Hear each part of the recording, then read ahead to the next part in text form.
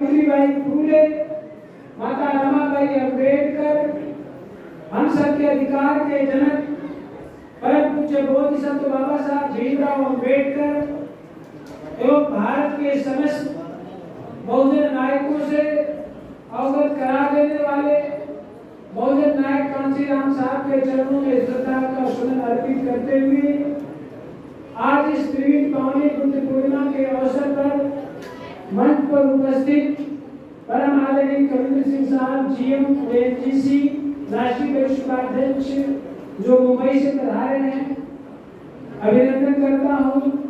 परम आदरणीय आज के मुख्य अतिथि डॉक्टर पी कनौजिया साहब जो आर्थोपेडिक सर्जन हैं, गोरखपुर से उपस्थित है आपके बीच में, राष्ट्रीय मुख्य संरक्षक हैं, उनका अभिनंदन करता हूँ। परम आदरणीय अभय रत्न जी, आप बौद्ध संगठनों की राष्ट्रीय समन्वय समिति के राष्ट्रीय संगठक हैं, तो उनका सम्मान करता हूँ आदरणीय अभय रत्न जी का। परम आदरणीय अशोक प्रबुद्ध जी जो प्रदेश अध्यक्ष अबाचका का मतलब अखिल भारतीय अनुसूचित जनजाति कर्मचारी कल्याण एसोसिएशन राष्ट्रीय उपाध्यक्ष उपस्थित है, उनका अभिनंदन करता हूँ। परम आदरणीय अमृत लाल गौतम साहब राष्ट्रीय उपाध्यक्ष जो लखनऊ से उपस्थित हैं, उनका अभिनंदन करता हूँ।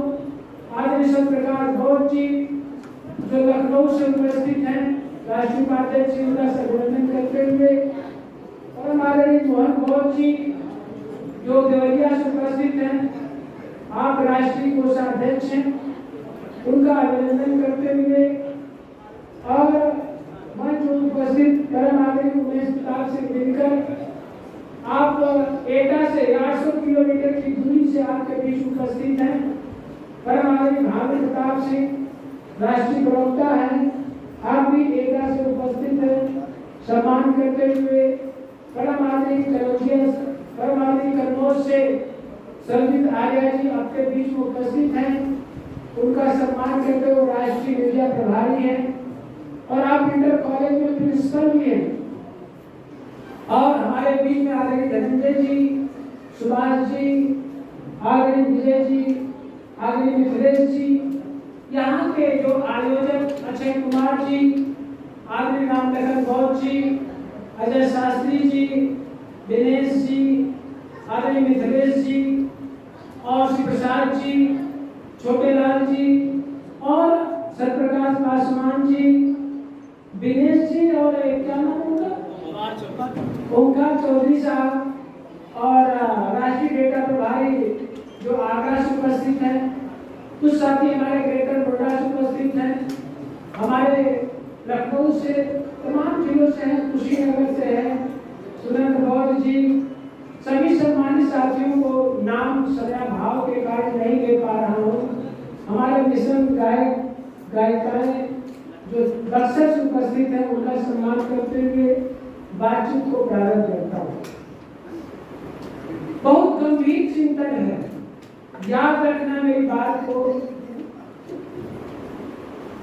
जिन्हें आप मनुवादी कहते हैं, जिन्हें आप ब्राह्मणवादी कहते हैं, जिन्हें आप हेतुवादी कहते हैं, वो चाहते हैं कि आप सामाजिक कार्य न करें। उनकी चाहत है कि आप सामाजिक कार्य न करें और उनकी इतनी बड़ी चाहत है कि ये जो बहुजन समाज है, जो बौद्ध समाज है, ये सामाजिक कार्य में पीछे है, उनकी चाहत है। और आपकी चाहत उनसे कम नहीं है। आदरणीय मिथिला जी, आप लोग बातें करते हैं और आपकी चाहत उनसे भी बड़ी है। उनकी चाहत है कि आप सामाजिक कार्य में पीछे रहें, तो आपकी उनकी चाहत है, लेकिन आपकी चाहत उनसे भी बहुत बड़ी आगे है। आपकी चाहत है कि हम सामाजिक कार्य में सबसे पीछे हैं, आपकी चाहत, और दोनों की चाहत में उसका फायदा है। आपकी चाहत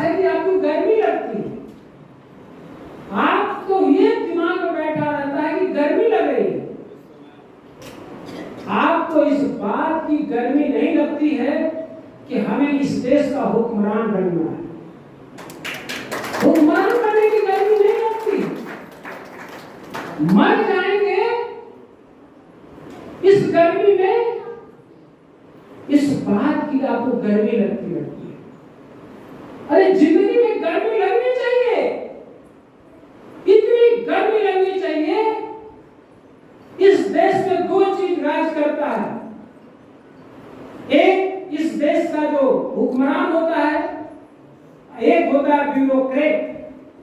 दोनों में आप पीछे हैं और वो चाहता है कि ये सामाजिक कार्य न करे। 1925 में हेडगेवार ने राष्ट्रीय सेवक संघ की स्थापना किया और 100 साल होने को है और इसी सितंबर में हो जाएगा 100 साल। और 100 सालों में भारत सरकार पर कब्जा है, स्टेट गवर्नमेंट पर कब्जा है। और बाबा साहब अम्बेडकर ने 1923 में बहिष्कृत हितकारी सभा का गठन किया। 1923 तो बीत गया, 100 सालों में आपकी उपलब्धि क्या है? आप लोग मानेंगे नहीं, अमित लाल जी, आप लोग मानेंगे नहीं।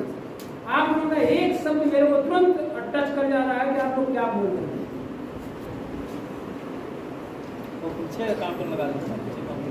हम बराबर कहते हैं कि जब हम बोले तो आप लोग थोड़ा सा बोलबे मत करिए। अरे कौन सा पैसा नहीं मिलेगा तब भी काम हो। मैं बराबर सोचता हूं, आइडियोलॉजी कम्स टू फर्स्ट। दुनिया में विचारधारा पहले आता है, पैसा भी आए, पहले विचार तो चले। जब विचार समझ में आ गया, 1925 में आरएसएस की स्थापना हुई विचार से कि हिंदू राष्ट्र बनाना है। गर्व से कहो हिंदू हैं, ये बात समझ में आ गई। और आज जरा देखिए कि गर्व से कहो हिंदू है, इस आधार पर सरकार बन गई। आज रोज हिंदू मुसलमान का टकराव जो खत्म हो जाएगा तो हिंदू बौद्ध का शुरू हो जाएगा। मत सोचिए कि आपका नंबर नहीं आने वाला है। अभी आप इतने छोटे हो, इसका अंदाजा इस बात से लगा लेना 2015 की धार्मिक जनगणना से। 2015 में धार्मिक जनगणना हुई, 97 करोड़ हिंदू, 17 करोड़ मुसलमान, 2.5 करोड़ सिख, 1 crore Buddhist. 97 crore versus 1 crore Buddhist. कल्पना करो आप कितने पीछे चल रहे हो। आज हमारा समाज इसलिए नहीं कि हम कमजोर हैं, इसलिए नहीं कि हम गरीब हैं, हम इसलिए परेशान हैं कि हमारा समाज वैचारिक रूप से जागरूक नहीं है, जन जागरण की कमी है। और जिस दिन जिस समाज में जन जागरण पैदा हो जाए उस दिन हमारा समाज आगे बढ़ेगा। इसलिए मैं बराबर कहता हूं कि आपको शैक्षणिक योग्यता नौकरी दिला सकती है, शैक्षणिक योग्यता आपको नौकरी दिला सकती है, लेकिन आपको सामाजिक योग्यता आपको इस देश का हुक्मरान बनाएगी। इसलिए सामाजिक योग्यता हासिल करो, सोशल एजुकेशन हासिल करो। Social education is necessary to become a government. सामाजिक शिक्षा आपको इस देश का हुक्मरान बनाएगी। कल्पना करिए, यही बोल गया टेम्पल एक्ट बना 1949 में, और 1949 में बना और 4 हिंदू को रख दिया, 4 बौद्ध को रख दिया, डीएम को पदेन अध्यक्ष बना दिया। और वो भी लिखा कि डीएम जो अध्यक्ष होगा यदि वो हिंदू होगा तभी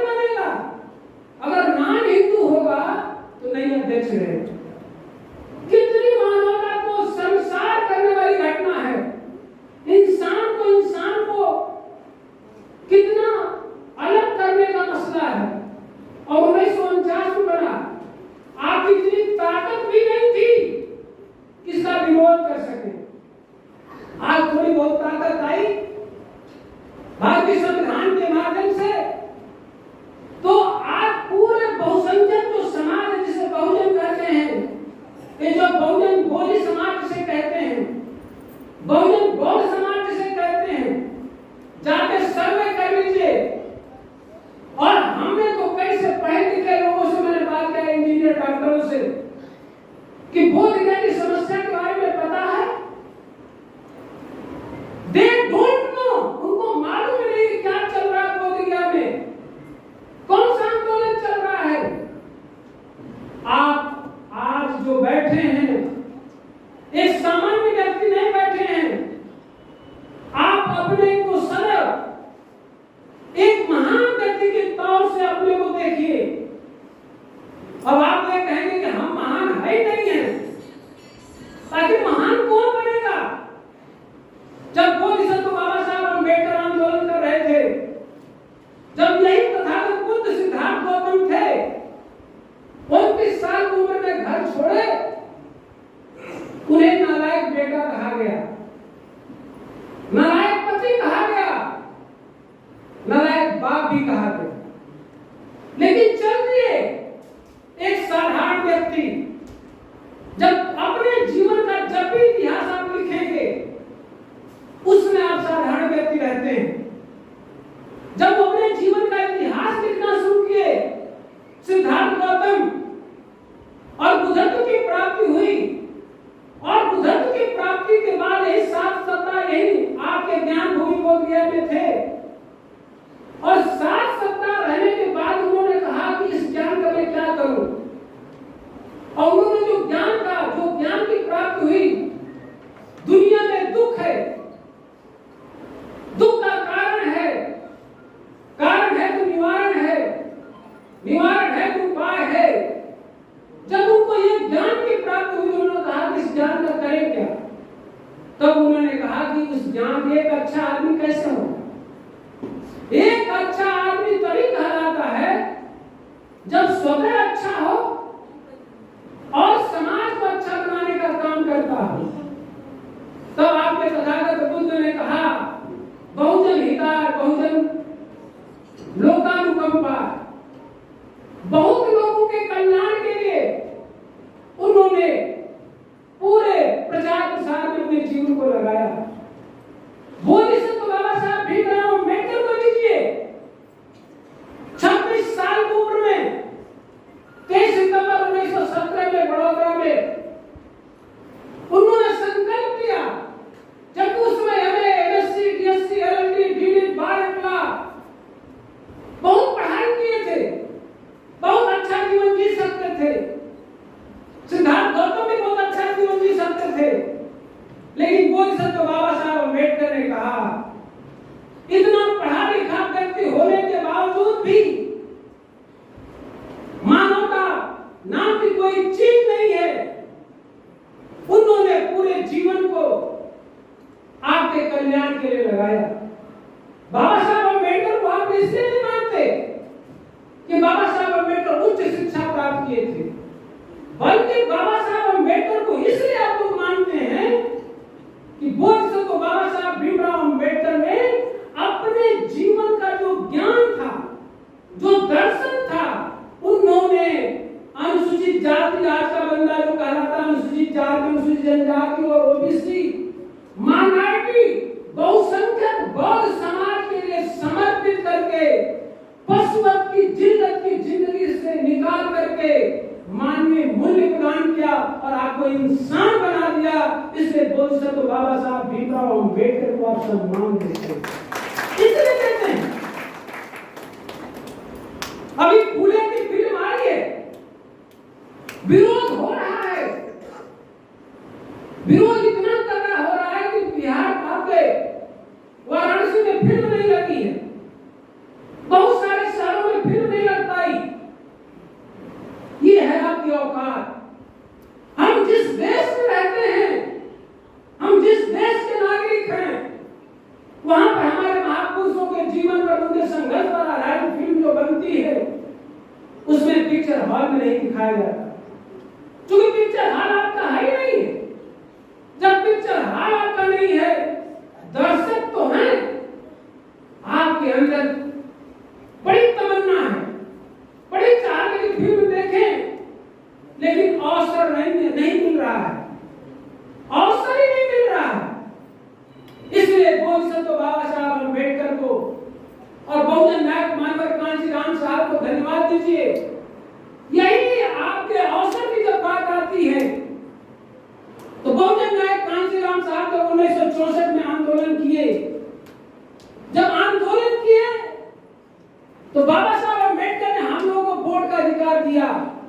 one man one vote one value, और एक मनुष्य एक वोट, एक वोट का एक मूल्य। उसके अधिकार से हम हुक्मरान बन सकते थे, लेकिन वोट का अधिकार बाबा साहब अम्बेडकर ने दिलाया। और वोट किसको देना चाहिए यही नहीं मालूम था, वोट का अधिकार मिला। तो आपके महाराष्ट्र में उस समय आरपीआई के लोगों ने कहा कि बाबा साहब अम्बेडकर का विचार अच्छा है, लेकिन कामयाब हो सकत नहीं। विचार अच्छा है बाबा साहब अम्बेडकर का, लेकिन इससे कामयाब नहीं हो सकते। तो मानवर साहब ने पूछा कि आखिर कामयाबी किसे कहते हैं? तब लोग बनना कामयाबी होती है। तब मानवर कांशीराम साहब ने जब उन्होंने कहा कि जब बाबा साहब अम्बेडकर का विचार अच्छा है तो उसी विचार से हम इस यहाँ की कामयाबी हासिल करेंगे, हुक्मरान भी बनेंगे, तो उन लोगों ने कामयाब हो सकत नहीं। तब मानवर कांशीराम साहब ने एक संकल्प लिया 1964 के अंदर कि हम फूले साहब अम्बेडकर के आंदोलन से इस देश में हुक्मरान पैदा करेंगे। लोगों ने मजाक समझा कि वो साधारण व्यक्ति थे। जब जब इतिहास लिखा जाता है, इतिहास लिखने वालों का जब पृष्ठभूमि जब पढ़िए, उस समय लोगों ने मजाक उड़ाया, उन लोगों ने उपहास किया कि एक 30 साल का लड़का आज हुक्मरान बनाने चला है।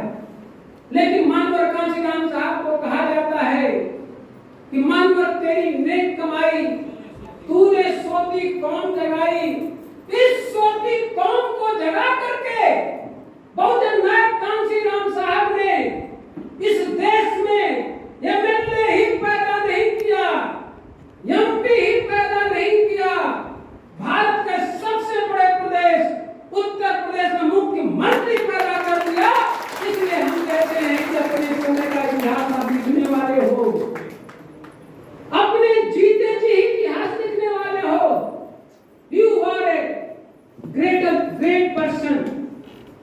You are not ordinary person. Don't feel ordinary person.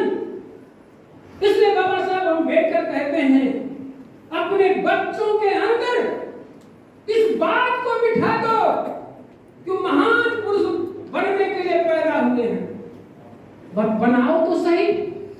आज हमारे समाज में क्या कर सकता है?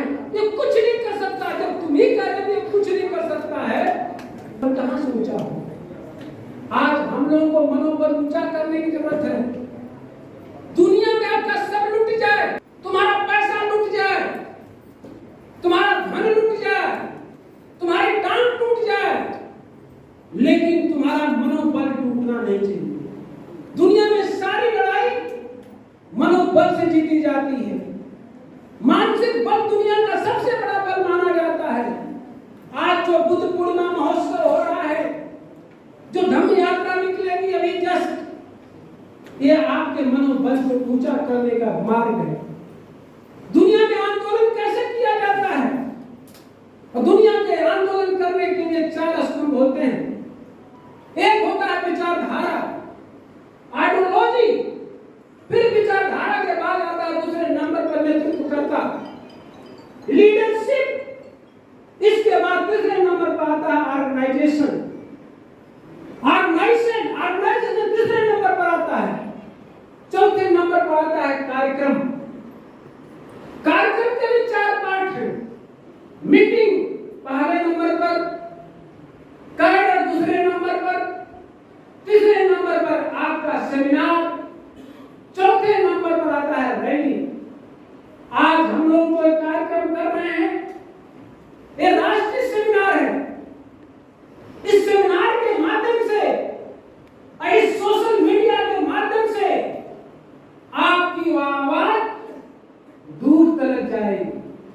बात निकलेगी तो दूर तक जाएगी।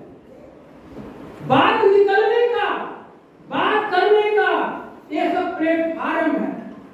इस प्लेटफार्म के माध्यम से अपनी बात दूर तक जाएगी। आज हम लोग अगर उत्तर प्रदेश नहीं, अगर बिहार में आपकी सरकार होती, बौद्धों की सरकार होती, तो क्या आपको लगता है बीटी एक्ट 1949 को रद्द करने में कम मिनट लगता? एक सत्र बुलाया जाता, उस सत्र में बिल लाया जाता कि 1949 एक्ट को रद्द करके बीटी एक्ट 9/20/25 बनाया जाता है, जिसमें पूरा का पूरा निरस्त करके 8 सदस्यीय कमेटी का निर्माण होता है, जिसमें सभी के सभी बौद्ध होंगे। ये तत्काल पास हो जाता यदि आप बौद्धों की सरकार होती। इसमें एक बात आपको कहना जरूरी है, बताना जरूरी है। यही आपको कंचैलैया का नाम सुना होगा, बहुत बड़ा समाज के एक्टिविस्ट हैं, प्रोफेसर भी हैं। कंचैलैया जवाहरलाल नेहरू यूनिवर्सिटी में भाषण कर रहे थे और जवाहरलाल नेहरू यूनिवर्सिटी में भाषण देते हुए कहा उन्होंने, लालू यादव ने बिहार में शासन किए 10 साल, लेकिन बिहार को बौद्ध प्रदेश नहीं बना सके। मुलायम सिंह यादव भी उत्तर प्रदेश में 10 साल शासन किए, लेकिन उत्तर प्रदेश को भी बौद्ध प्रदेश नहीं बना सके। लेकिन जब एक नेता का नाम लेता हूं तो लोग कहते हैं कि मैं राजनीतिक व्यक्ति हूं। तो क्या मैं बाप को बाप न कहूं, मां को मां न कहूं, अपने पूर्वज को पूर्वज न कहूं? ये चीजें तो बेकार है। वही पर कंचैलैया ने कहा, एक मुख्यमंत्री उत्तर प्रदेश में पैदा हुआ मायावती, और मायावती के बनते ही 5 साल में उत्तर प्रदेश बौद्ध प्रदेश बना, ये दुनिया का ऐतिहासिक प्रदेश बना। इसको कहते हैं हुक्मरान, इसको कहते हैं आइडियोलॉजी। कौन सा हुक्मरान बनने चाहते हैं? आज पूरे भारतवर्ष में बहुत से स्टेट में बहुजन समाज का मुख्यमंत्री है। मध्य प्रदेश में मोहन यादव भी हैं, हम नाम नहीं गिनाना चाहते हैं, लेकिन व्यक्ति का बहुजन समाज का होना पर्याप्त नहीं है। बहुजन समाज का होना पर्याप्त नहीं है।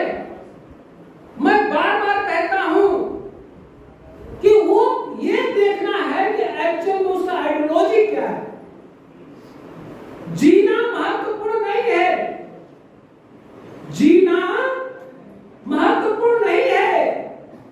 महत्वपूर्ण ये है कि आप सम्मान के साथ जिंदगी जी रहे हैं, इस बात का महत्वपूर्ण होना चाहिए।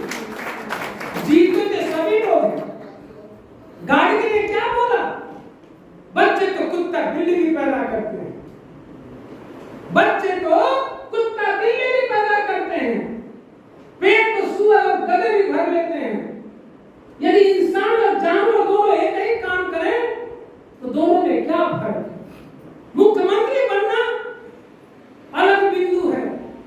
सुशील सिंह भी गृह मंत्री थे, बाबू जगजीवन राम साहब भी उप प्रधानमंत्री भी थे। ये बीटी एक्ट 1949 क्यों नहीं समझ में आया? आज क्यों संघर्ष करना पड़ रहा है, क्यों धरना देना पड़ रहा है? इस बात पर चिंतन करना चाहिए। तो सवाल ये खड़ा होता है कि आपने कितनी दूरी तय की, ये मायने नहीं रखता है। मायने ये रखता है कि आपकी दिशा क्या है। आपकी दिशा सही हो गई तो समझो कि आपकी जिंदगी बदल गई। इसलिए आज पूरे देश के अंदर इस बात पर हम लोग को चिंतन करना चाहिए कि आइडियोलॉजी का क्या होगा, किस आइडियोलॉजी का बनता है। जरा आप सोचिए, यही भारत सरकार है और ये कहा जाता है कि ये तो भाई सरकार कठपुतली है। किसकी कठपुतली कहा जाता है? सबको पता है कि ये तो आरएसएस की कठपुतली है।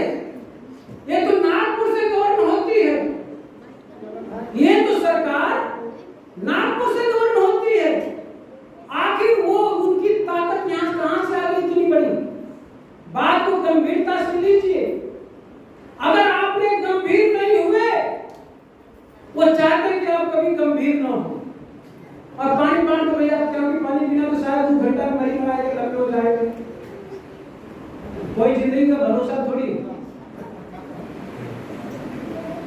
एक आध घंटा में आप लोग मरने वाले नहीं है, चिंता न करें। तो कुछ देर तक अपने को जीवित रहने का यह एहसास भी दिलाइए कि हम जिंदा कौम के इंसान हैं।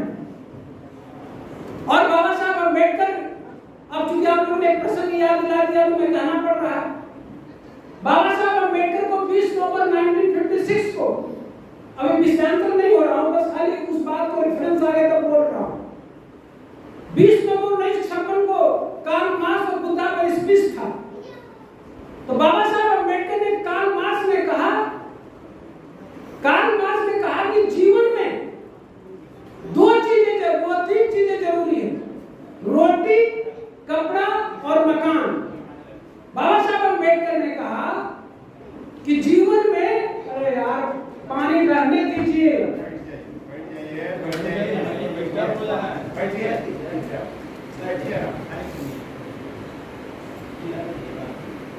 पानी बांट के सुन पाएंगे क्या मैं बोल रहा हूं? इनको पता भी नहीं चला मैंने क्या क्या बोला। और मैं कहता हूं वेटर बनाना चाहते अपने बाल बच्चों को, मैं देखता हूं कि जब भी मीटिंग होती है कार्यकर्ता का खाली खाना पीना पानी में उनको सुनाई नहीं देता, का फिर बात करता कि कुछ पता ही नहीं।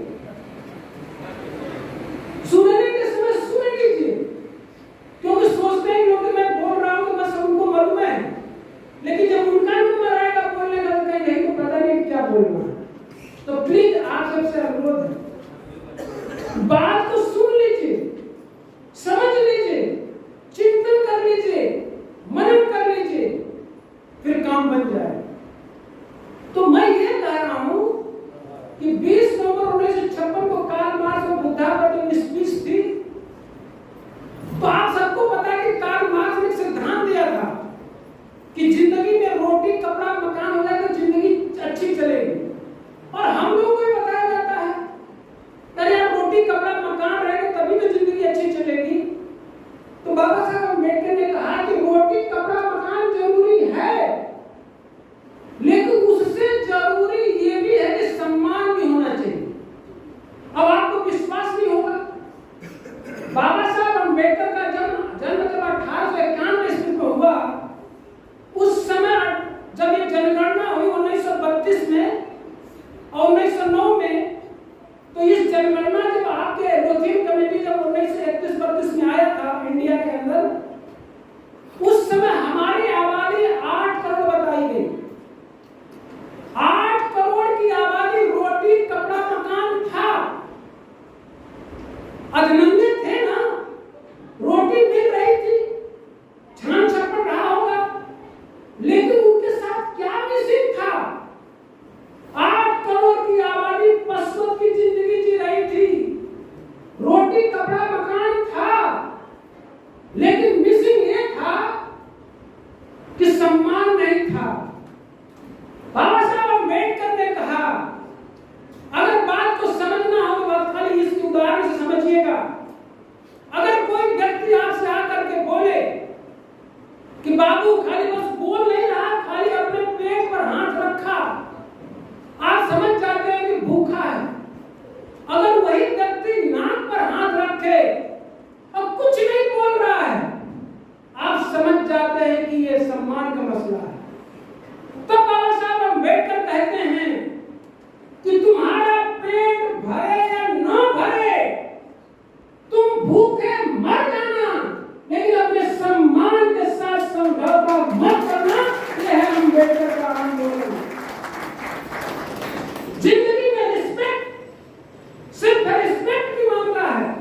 आज हम लोग बैठे हैं बुद्ध विहार में, ये बुद्ध विहार का विपश्यना केंद्र, सारा किसी को मीटिंग के लिए ये आदरणीय अभय रतन जी का धन्यवाद दीजिए और आदरणीय परम पूज्य भंते जी का धन्यवाद दीजिए। आप सबके प्रति उनकी इतनी निष्ठा है, ये बौद्ध परंपरा को, बौद्ध संस्कार को, आत्मसम्मान को आगे बढ़ाने का ये लोग कार्य कर रहे हैं। इसलिए मेरे साथियों, आज जो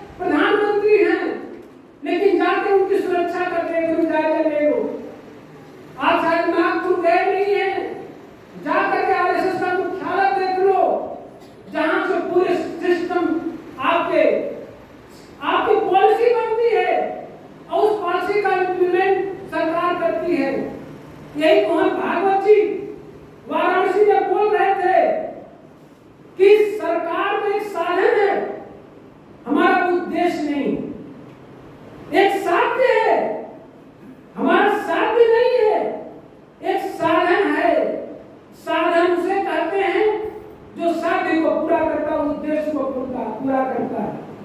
हमारा मुख्यमंत्री बने, हमारा एमएलए बने, हमारा एमपी बने, लेकिन उसका उद्देश्य क्या है, इस बात पर आपको गौर करना है। इसलिए गैर राजनीतिक संगठन को निर्माण करना और उसको इतना मजबूत बनाना कि सरकार पर हस्तक्षेप कर सके। इसमें बहुजन नायक कांशीराम साहब कहते हैं कि तुम्हारे पास दो पावर होना चाहिए।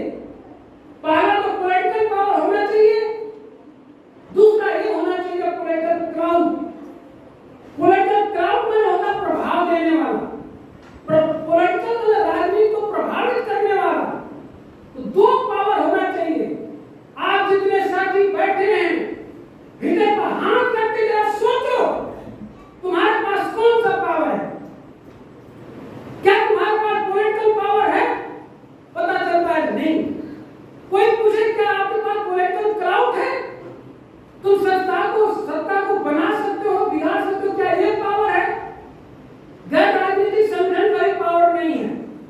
इसलिए हम लोगों ने बाबा साहब अम्बेडकर के बताए हुए रास्ते पर चलते हुए कि समाज में यदि क्रांति लाना है तो गैर राजनीतिक संगठन खड़ा कर दो।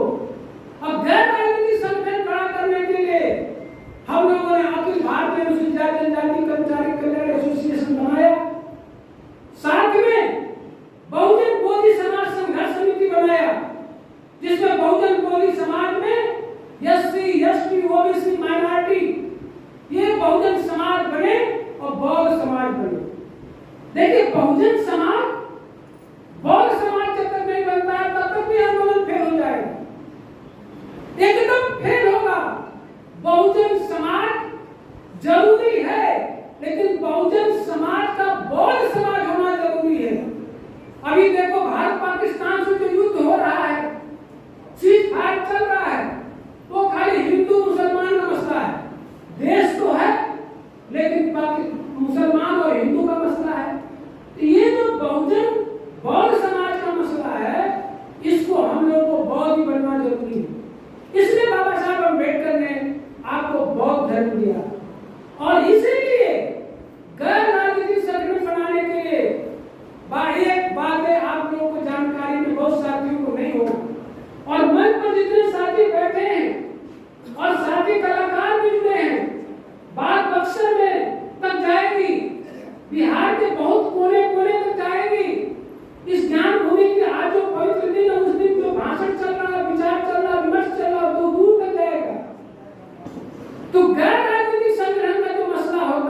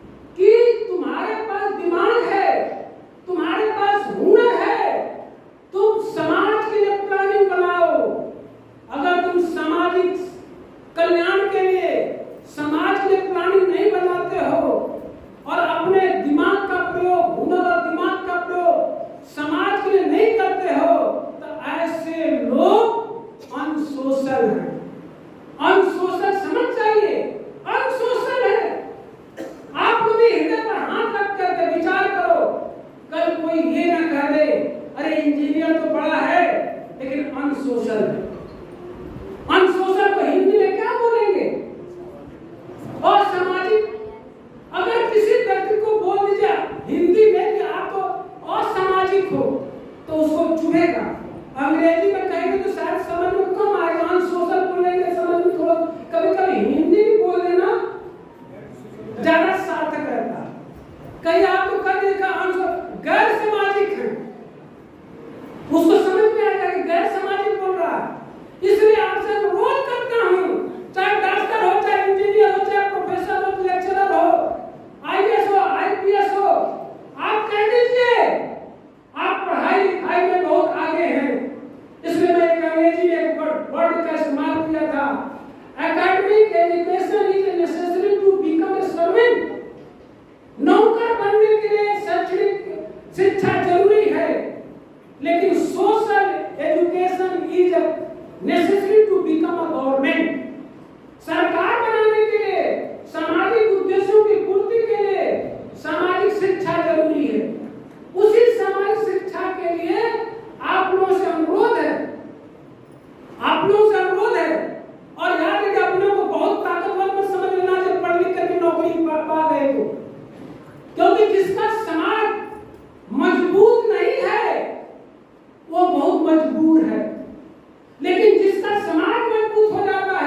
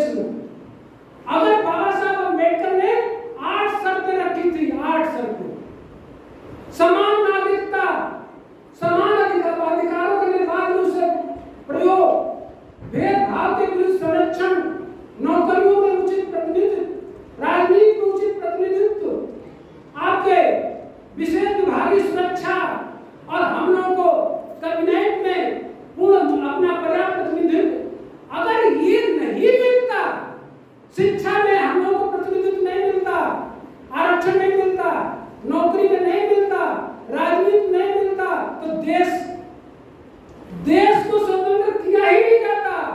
देश की स्वतंत्रता में बाबा साहब अम्बेडकर बाधा थे। उस समय यही कहा जाता था।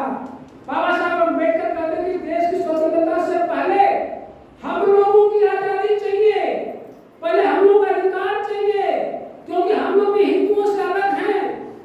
ये मैं विषयांतर नहीं हूँ, बल्कि विषय को घोल के पिला रहा हूँ तो दिमाग में बैठ गया।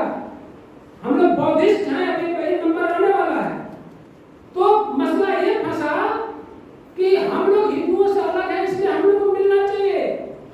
आजादी से पहले हम लोगों को हमारे समाज को अधिकार मिलना चाहिए। तब गांधी एंड कंपनी के लोगों ने कहा कि देश की अभी आजादी खतरे में पड़ी है, इनको अम्बेडकर को आजादी की चिंता नहीं है, इनको अपने समाज के अधिकार की चिंता है। अरे देश ही नहीं रहेगा तो आपको अधिकार कहां से मिलेगा? तो बाबा साहब अम्बेडकर ने इसका उत्तर क्या दिया, ये जान लीजिए। बाबा साहब अम्बेडकर ने कहा देश की स्वतंत्रता से प्यार करने वाले लोग अच्छी तरह से समझ लें, मैं भी देश से प्यार करता हूं, देश की आजादी के लिए चिंतित हूं, लेकिन हमारी शर्त है जिस दिन देश हित अम्बेडकर के हित में टकराव हो गया उस दिन अम्बेडकर अपना हित छोड़ देगा। लेकिन जिस दिन देश हित में और हमारे समाज के हित में टकराव हो गया तो अम्बेडकर देश हित को छोड़कर अपने समाज हित को सर्वोपरि मानेगा। तब बाबा साहब अम्बेडकर को उसके देशद्रोही कहा गया। देश बोले जय भीम, उत्तर प्रदेश बोले जय भीम। सारे उपस्थित साथियों धन्यवाद। मेरे साथियों, बाबा साहब अम्बेडकर ने हम सब की आजादी के लिए देशद्रोही भी कहलाए और उस समय बड़ा स्पष्ट शब्दों में कहा कि हम लोग हिंदुओं से अलग हैं। और हिंदुओं से अलग मानते हुए 17 अगस्त 1932 को हम लोग को सारे अधिकार मिले। आज तो हम लोग शिक्षा, नौकरी, राजनीति में हैं, रिजर्वेशन, प्रमोशन में भी हैं। अब बात आती है कि बाबा साहब अम्बेडकर ने कहा कि ये सब सारी चीजें जो चल रही है इसको कैसे मेंटेन करना है। तो बाबा साहब अम्बेडकर ने आपको समझ लिया। What Congress and Gandhi have done to untouchable किताब का नाम है, जो बाबा साहब अम्बेडकर ने 1935 में लिखा, उसी में लिखा हुआ कि हम लोग हिंदुओं से अलग हैं। दूसरी बात कि आप लोगों को ये दिमाग में बात को बैठ गया कि हम लोग जब हिंदुओं से अलग हैं तो आखिर हम लोग हैं क्या? तो बाबा साहब अम्बेडकर ने किताब लिखा 1948 में, अछूत कौन और कैसे। उसमें बाबा साहब अम्बेडकर ने कहा कि बौद्धों का पानी छुआछूत का मूल आधार। तो गर्व से कहो हम बौद्ध हैं, बौद्धों का पानी छुआछूत का मूल आधार है। हम लोग बौद्धिस्ट हैं। परम आदरणीय सभी आर्य जी, आप आवाज का ऑफिशियल चैनल को सब्सक्राइब करेंगे, इसमें यही किताब का ये प्रसारण करते रहते हैं, किताब अपना आवाज का ऑफिशियल। तो मेरे साथियों, बाबा साहब अम्बेडकर ने कहा कि अपने समाज को मजबूत करने के लिए अपना हाल बनाओ, वैचारिक सेंटर बनाओ, जिससे कि समाज को दिशा दे सको। आज हम लोगों को सोचना है कि हम लोग उस दिशा में क्या काम कर रहे हैं। तो बाबा साहब अम्बेडकर के सपने का सेंटर बनाने के लिए हम लोगों ने ये जितने मंचासीन साथी हैं, कोई 8 लाख चंदा दिया, कोई 7 लाख चंदा दिया, इस तरह से चंदा दे करके कोई 1 लाख दिया, कोई 20,000 दिया। बिहार में करीब 16-17 लाख रुपए चंदा दिया है। आपके 2 करोड़ 14 लाख में बुद्धा की उपदेश स्थली सारनाथ में और बाबा साहब भीमराव अम्बेडकर की अंतिम भाषण स्थली में 2 करोड़ 14 लाख का हम लोग सारनाथ में रिंग रोड से सटा हुआ हम लोगों ने जमीन ले चुकी। ये कहानी नहीं है। और यही नहीं, उसकी बाउंड्री भी बन गई, समरसेबल पंप भी लग गया, रूम भी बन गया और उस पर बनाने के लिए 21 लाख रुपए में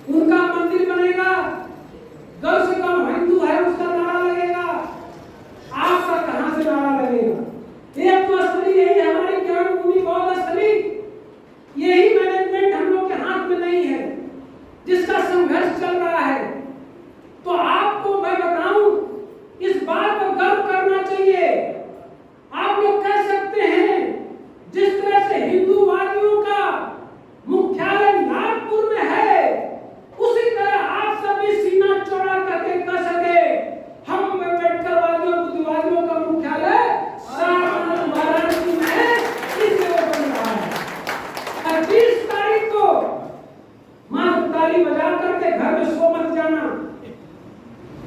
उत्तर प्रदेश से जितने जिले के लोग यहाँ उपस्थित हैं, विचार करना उतने जिले के बिहार के लोग उपस्थित नहीं हैं।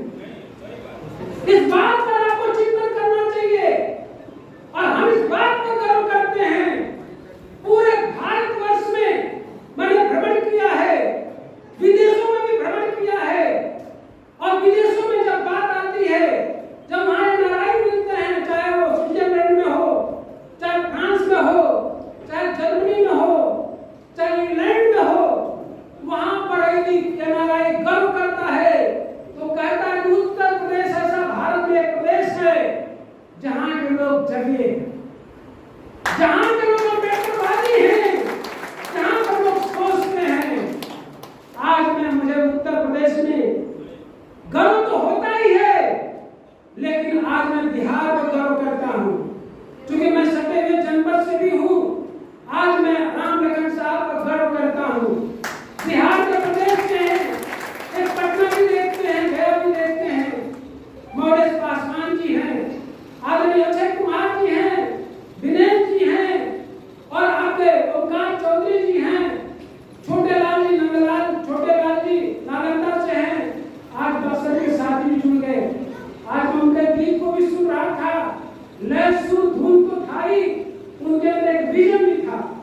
मैं बड़ा चिंतित था, मैं बहुत परेशान था, शिव शंकर से बात कर रहा था कि बाकी बिहार में कोई मिशनरी गायक नहीं है क्या? उत्तर प्रदेश को गाजीपुर बलिया हर जगह है। इन्होंने कहा मैं बिहार से मिशन गायक लाऊंगा। जब इन्होंने कहा कि बक्सर से मैंने खोज लिया है और वो लोग गायक गायिका दोनों आ रहे हैं, हमने कहा पूछा कि मिशनरी है? इन्होंने कहा मिशनरी है।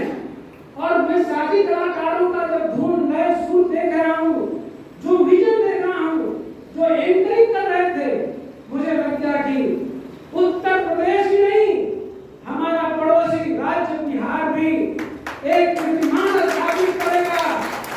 जो दुनिया ज्ञान भी बोल गया है, इसका नाम है बिहार।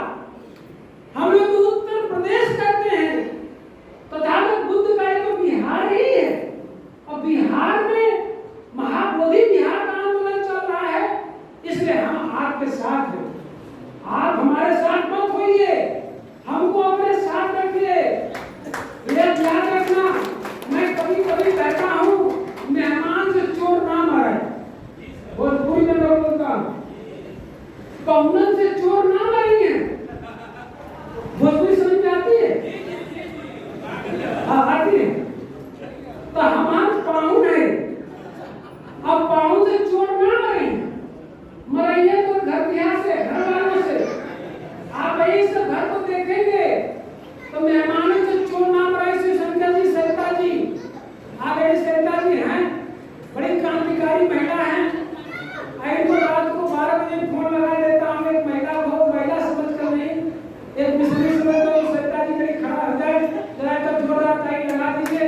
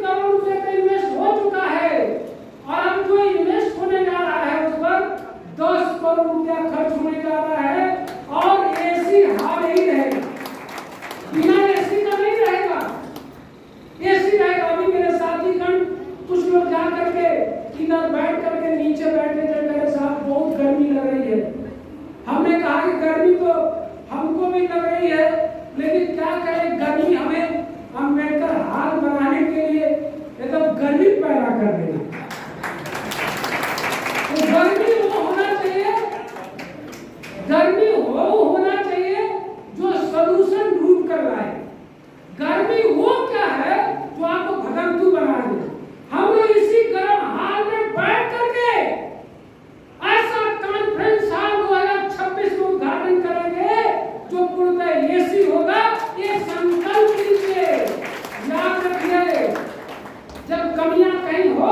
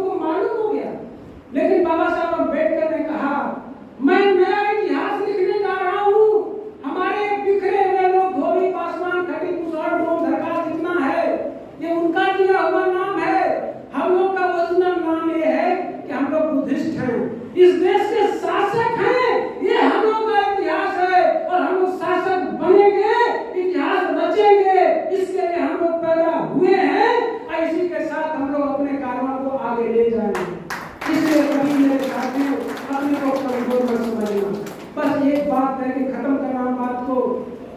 जिंदगी में कभी हार मत मानो, कभी हार मत मानो, कभी थकना मत, कभी रुकना मत।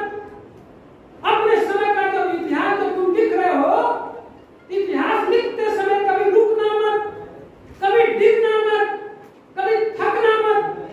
चलते रहना, चलते रहना, चलते रहना। फिर कोई थका हुआ कहे सब थक गए तो ये भी हो सकता थक जाए। फिर तब हमारे पास सलूशन दो। उसके लिए बाबा साहब अम्बेडकर कहते हैं जो संघर्ष करते हैं, जो संघर्ष करते हैं वही सफल होते हैं। निराशा का युग समाप्त हो गया, आशा का युग प्रारंभ हो गया।